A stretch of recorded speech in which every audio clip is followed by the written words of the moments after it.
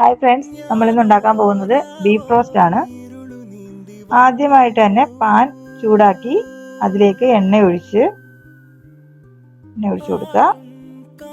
എണ്ണ ചൂടായതിനു ശേഷം ആദ്യമേ നമ്മൾ തേങ്ങാക്കൊത്ത് തിളച്ച എണ്ണയിലോട്ടിട്ട് നന്നായിട്ട് മൂപ്പിച്ചെടുത്തിട്ട് അതിനകത്ത് ഇഞ്ചി വെളുത്തുള്ളി പേസ്റ്റ് അതും ഒന്ന് മൂത്ത് വരുമ്പോഴത്തേക്ക് അതിനകത്ത് നമുക്ക് നന്നായിട്ടൊന്ന് മൂക്കട്ടെ. കുറച്ച് പച്ചമണമൊക്കെ മാറി വരുമ്പോഴത്തേക്ക്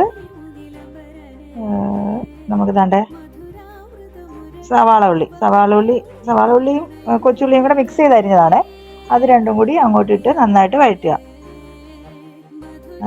വഴറ്റിയെടുക്കുക. ചെറുതായിട്ടൊന്ന് ബ്രൗൺ നിറമാവുന്ന വരെ നന്നായിട്ട് വഴറ്റിയെടുക്കണം. നമുക്ക് വേണമെങ്കിൽ ബ്രൗൺ നിറം ആവുന്നതിന് ഒരു ശകലം ഉപ്പ് കൂടെ ചേർക്കാം. ഞാൻ ഉപ്പ് ചേർക്കാൻ മറന്നുപോയി. പിന്നെ അതിനുശേഷം ഉപ്പും മഞ്ഞപ്പൊടി ഇട്ട് കുക്കറിനകത്ത് ഒരു 6-7 വിസിൽ കേട്ട് വേവിച്ച് വെച്ചേക്കുന്ന ബീഫിനകത്തോട്ട് 2 സ്പൂൺ മുളക് പൊടി, 1 സ്പൂൺ മല്ലിപ്പൊടി, ഒരു 1/4 സ്പൂൺ മഞ്ഞൾപ്പൊടി, കുരുമുളക് പൊടി, ഗരം മസാല, ശകല ഉപ്പ് എന്നിവ ചേർത്ത് നന്നായിട്ട് മിക്സ് ചെയ്യണേ. നന്നായിട്ട് മിക്സ് ചെയ്തതിന് ശേഷം അത് കുറച്ച് നേരം ഒന്ന് മാറ്റി വെക്കാം.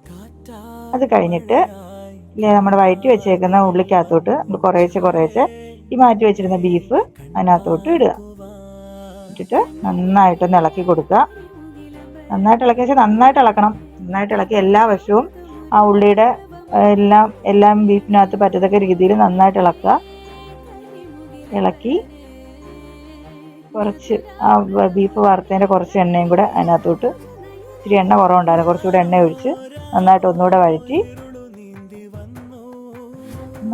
കുറച്ച് കറിവേപ്പില ഇട്ട് നന്നായിട്ട് അതൊരു ബ്രൗൺ കളർ ആവുന്നവരെ ഇടയ്ക്കിടയ്ക്ക് ഇളക്കി കൊടുത്ത് നമ്മൾ അടച്ച് വെച്ചിട്ട് നന്നായിട്ട് ഇടയ്ക്കിടയ്ക്ക് തുറന്ന് വഴറ്റി എടുക്കുമ്പോഴത്തേക്ക് നല്ല രുചികരമായ ബീഫ് റോസ്റ്റ് തയ്യാറായിട്ടുണ്ട്.